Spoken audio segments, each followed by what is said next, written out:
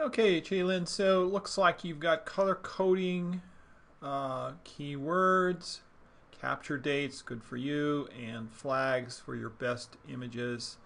Hopefully there's 6 flags. I see 1, 2, 3, 4, 1, 2, 3, 4, 5, 6. Good, good deal.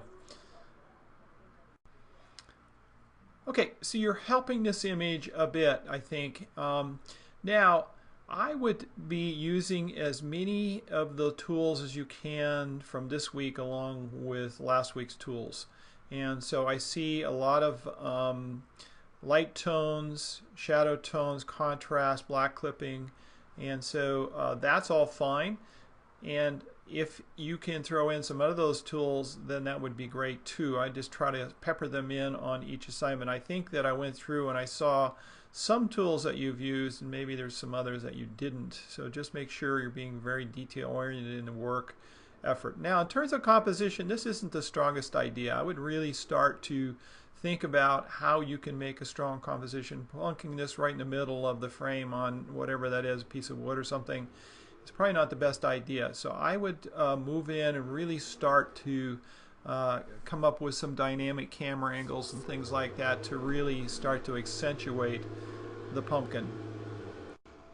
Okay, so you're really enhancing this using just a small amount of tools over here. That's great. In terms of this, I would pump up the vibrancy a little bit, probably, as long as the saturation is up there. I would do the vibrancy as well. It might give you a little more zing out of this, although it's a pretty colorful image right now and it's got strong composition, so I think you've done a nice job.